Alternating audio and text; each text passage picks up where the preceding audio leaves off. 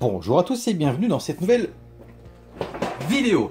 Alors, depuis quelque temps je me demandais si j'arriverais déjà à réparer cette petite machine qui est donc un PDA V100 HD de chez Pioneer.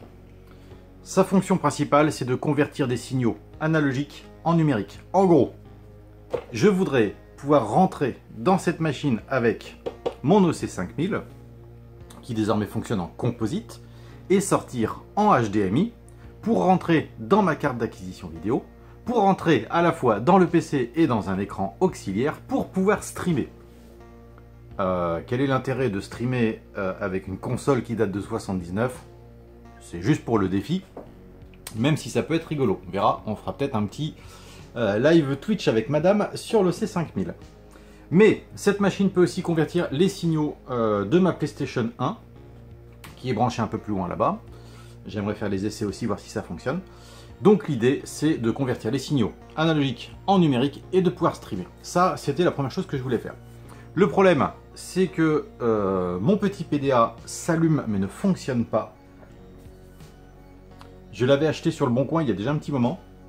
Je ne l'avais pas payé très cher, mais par contre, il avait pris un choc énorme durant le transport. Et le problème, c'est que les entrées composites ont été littéralement explosées. Je vous mets quelques séries de photos. On va s'attaquer ensuite au démontage et on va tenter la réparation. Et puis on reviendra à tout ça après. Bon, histoire de gagner un peu de temps, j'ai démonté toute la visserie qui est à l'arrière. J'ai retiré la petite carte avec le système DB9 qui est ici pour avoir accès à l'intérieur. J'ai commencé à retirer la première vis du component et c'est là où ça commence à me faire peur parce que il est littéralement défoncé. Alors, à mon avis, la patte de fixation a dû casser dedans. Comme on a vu sur les photos, là c'est complètement tordu. Cette partie là est bien fixe et ne bouge pas. Par contre celle-ci, elle a un jeu qui me paraît quand même assez important. Donc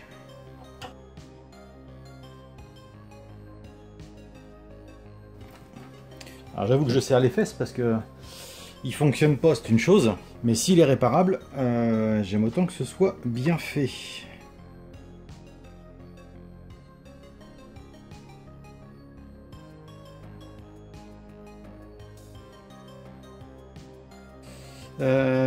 Donc ça c'était toutes les vis arrière. Normalement celles-ci ne sont pas importantes. Je vais pas y toucher pour le moment. On va regarder ce qui se passe à l'intérieur. Et à l'intérieur c'est un truc de dingue. On a des vis en cuivre. Alors j'avais jamais vu ça. Alors je sais pas si elles sont en cuivre ou si elles sont cuivrées. Mais non, c'est bien de la vis cuivre. Wow. Là déjà on sait qu'on rentre dans un produit un petit peu plus haut de gamme que la moyenne. Je vais enlever les trois petites vis. Normalement, on a quand même un petit picot qui retient la carte ici. Alors, petit picot.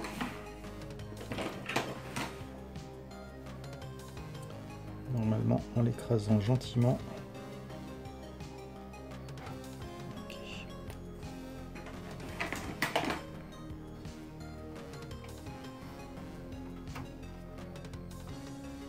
Ok, ça vient tout seul. Hop là. Ça vient tout seul et on peut voir ouais, que les autres qui n'ont pas été impactés sont parfaitement rigides. Par contre, celui-là, on voit qu'il a pris sévère. Donc pour commencer, on va inspecter le dessous. Vérifier qu'il n'y ait rien d'arraché au niveau de la carte mère. Alors, visiblement, on n'a pas d'impact. Ça bouge ici, mais c'est pas... On n'a pas de piste arrachée visiblement. Ah, d'accord. Ok. On peut voir qu'il y a littéralement une patte de cassé. Et c'est elle qui a cédé sous le choc. Bon ben voilà. Oui. Oh ben la deuxième patte a cassé. Là concrètement, il va falloir dessouder complètement le système. Alors lui, il alimente l'audio in de la partie composite qui est cassée. Donc là par exemple, si je voulais faire rentrer l'OC5000 dans cette machine, eh ben, je peux pas puisque cette partie là est cassée. Alors, je suppose que dans les commentaires il y aura des pros pour commenter les composants qui sont dessus. Alors le composant Cyclone Altera, j'en ai déjà entendu parler, mais je ne sais pas du tout ce que c'est. Silicon Image, on a du NEC, on a du Samsung pour des mémoires, on a une puce Genesis Display Perfection, et puis plein d'autres petits composants. Mais tout ça normalement fonctionne. Il y a juste cette partie là qui doit être cassée, et j'espère qu'il n'y a que ça. C'est parti mon coco, hein, démontage. L'avantage c'est qu'il n'y aura qu'une seule patte à dessouder. Alors,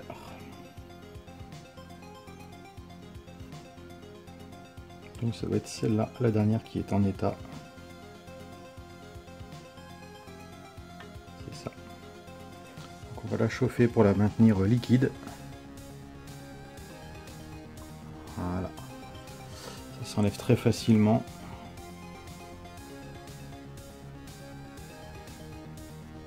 Ah oui, alors comment je vais réparer ça? Il va falloir que donc les pattes sont cassées à ce niveau-là. Il va falloir ressouder des pattes par-dessus, les coller pour pas qu'elles se dessoudent quand je vais les ressouder. Je ferai peut-être une réparation à la bicomposant. On va voir ça. Allez, pour commencer, on va nettoyer ça.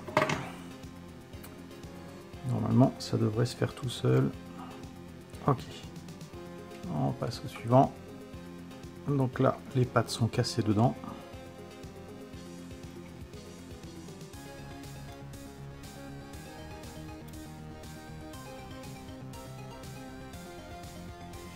Ok.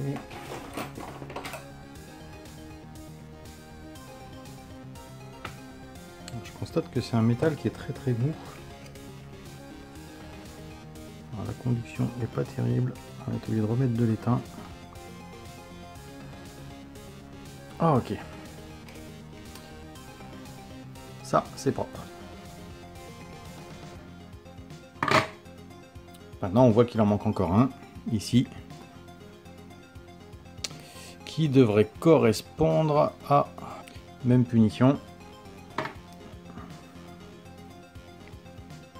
On va le pousser parce que je suis pas sûr de pouvoir l'obtenir par le haut. Donc, maintenant que la carte a été nettoyée, j'ai pu repositionner le support. Par contre, les soudures se font carrément en dessous. Les points de soudure sont en déporté sous la carte. Donc il faudrait que j'arrive à souder d'abord des pattes à l'intérieur, les faire remonter et revenir pour pouvoir les souder directement sur les pattes ici. Pour ça, je vais utiliser des pattes de condensateur. Alors, comment je vais pouvoir organiser ça?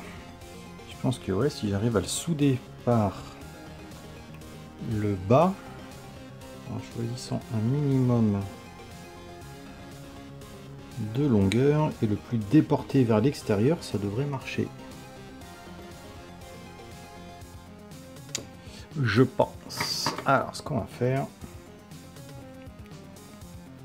on va préparer le fer avec une bonne dose d'étain. Voilà.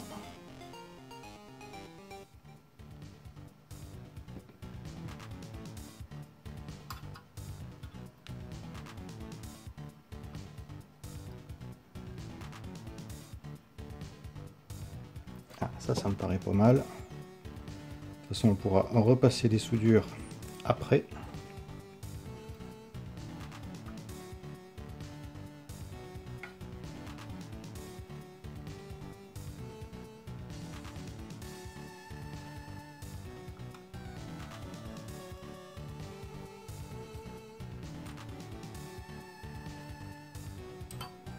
Ok.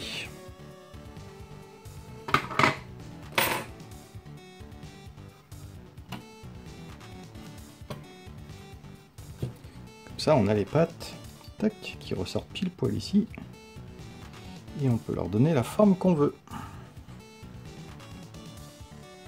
Notamment celle-ci. Donc, si j'amène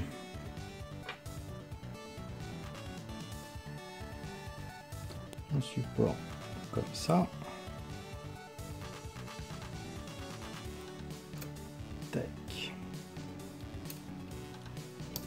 en essayant de le mettre le plus droit possible pour que ce soit bien aligné avec le reste, ce qui n'est pas du tout le cas. De toute façon, ce sera quasiment impossible de remettre ça parfaitement droit. Mais on va faire au mieux. Allez, on va stabiliser ça.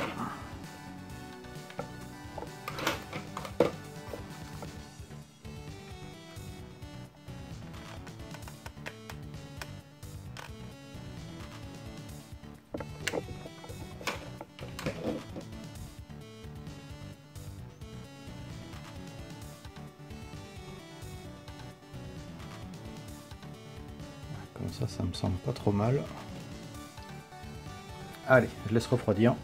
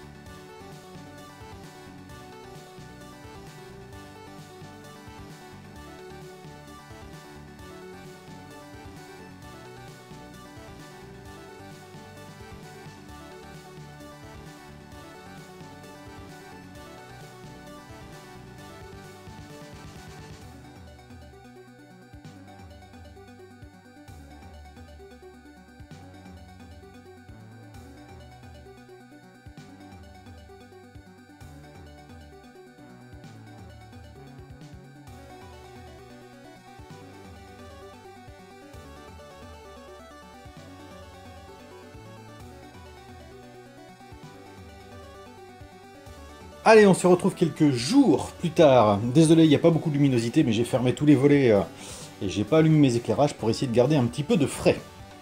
Spoiler, ça fonctionne. Donc là, on va voir maintenant comment il fonctionne. Mais j'ai eu l'occasion de le tester et de le vérifier. Ça fonctionne parfaitement. Donc déjà, je vais vous présenter un petit peu la machine. Donc pour la partie arrière, on peut donc rentrer en Péritel, faire rentrer l'audio, le S-Vidéo, le composite standard, c'est-à-dire vidéo et audio. Ce qui est bien, c'est que c'est séparé. Ça, c'est plutôt cool de pouvoir faire un input à la fois en 4 ou en 5. Avoir le S-Vidéo ou le Péritel, tout ça en dissocié. Je trouve ça plutôt pas mal. On va avoir un autre input en audio.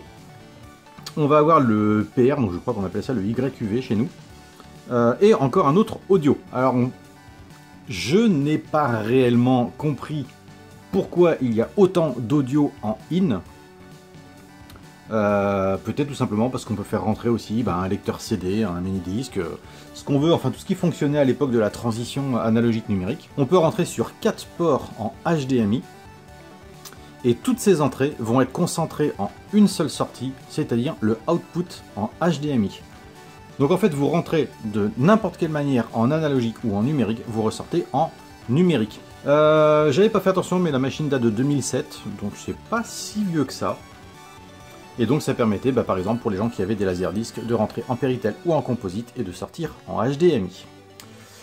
Heureusement, j'ai pu retrouver sur le bon coin une télécommande fonctionnelle, parce que sans la télécommande, c'est un peu abstrait. Et encore, je peux vous dire que même avec la télécommande, c'est très abstrait. Ici, on va donc avoir les 6 systèmes d'entrée. Mais c'est par exemple, le 1 ne correspond pas au input 1.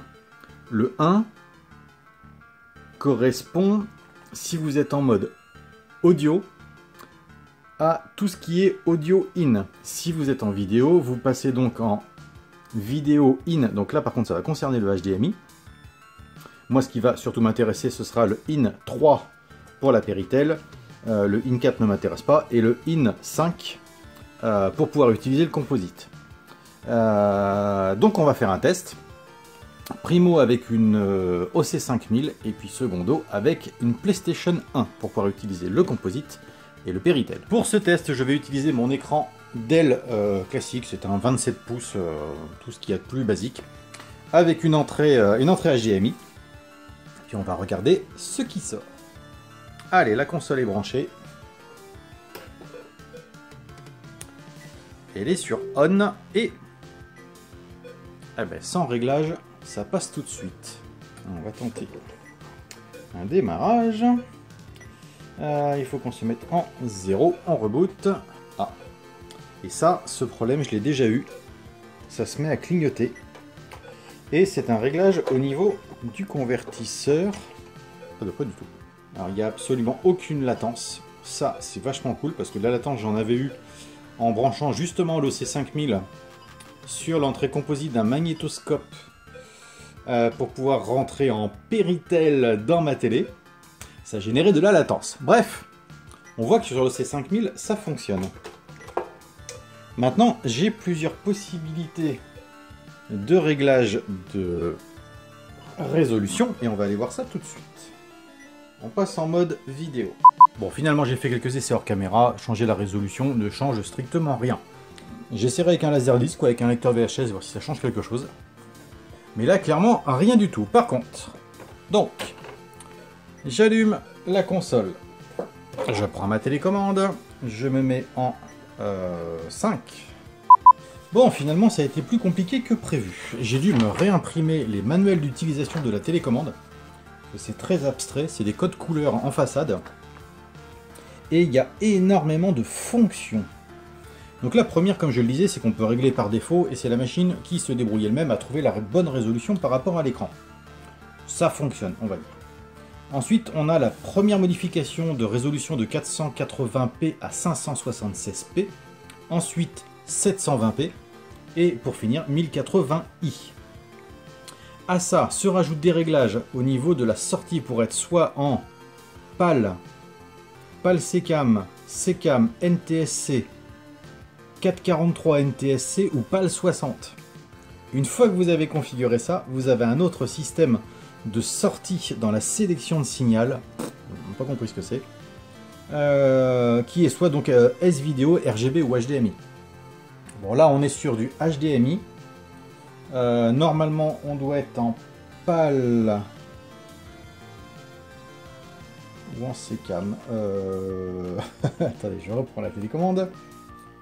On est donc sur le signal input. Et lui me dit qu'on est en 3. Si on est en 3, on est en NTSC. Tiens. Why not? En tout cas, l'image est très belle. C'est bien lissé, c'est bien fluide. Et pour ce qui est donc de la résolution, si on veut la modifier, donc là je suis en résolution automatique, là je suis en 1 480p à 576p. À mon avis c'est le format original, ça m'a l'air d'être assez standard, ça scintille un petit peu mais c'est léger. Je passe donc en 720p. Est-ce que ça change quelque chose ?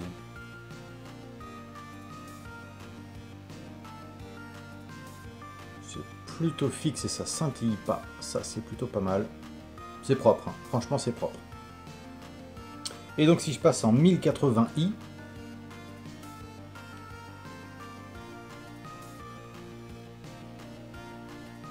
il y a un léger sautillement de l'image.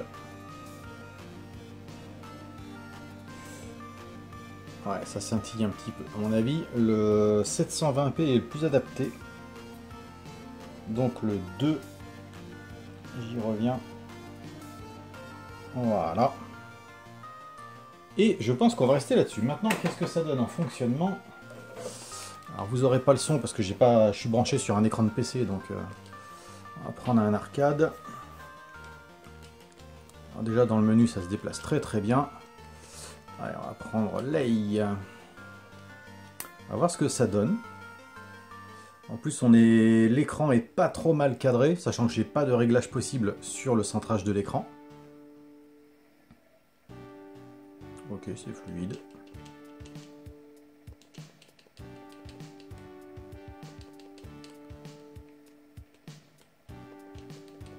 Ma foi, ça n'a pas l'air mal.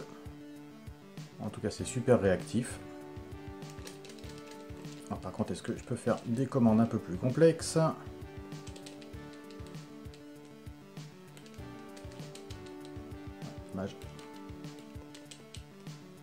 Ah, j'ai raté mon double perfect. Hop. Bon, ben ça, c'est nickel. Et c'est là où pour moi ça devient intéressant, puisque en utilisant la petite carte d'acquisition vidéo que je vous présente là, et qui est disponible dans le lien de la description de cette vidéo, eh bien on peut avoir le petit écran là-bas qui est mon écran de test, qui retransmet directement ce qui sort de la console. Ça re-rentre dans le fameux PDA et ça ressort donc dans la carte d'acquisition vidéo pour ressortir dans le PC en USB et être reconnu comme un périphérique de capture USB. Et donc là, je suis en train tout simplement de capturer la PlayStation 1 en Péritel directement sur OBS, ce qui me permet, si je veux, de streamer le jeu. Voilà tout l'intérêt de la réparation de cette machine qui me tenait à cœur. Parce qu'avec un autre multiplicateur USB, d'ailleurs non, même pas un multiplicateur, je pourrais rentrer tous mes périphériques HDMI dedans, et avec les télécommandes, sélectionner ce que je vais vouloir streamer. À la fois mon microscope électronique, à la fois j'ai une webcam qui fonctionne aussi en HDMI, enfin un caméscope, et d'autres périphériques. Donc voilà, bon, mais ça, ce sera pour une prochaine fois. On se retrouvera pour un petit streaming. En attendant, je vous remercie d'avoir suivi cette vidéo. J'étais un petit peu cafouillis, mais j'espère que vous aurez compris l'utilité de cette machine. Je vous dis à très bientôt. Ciao!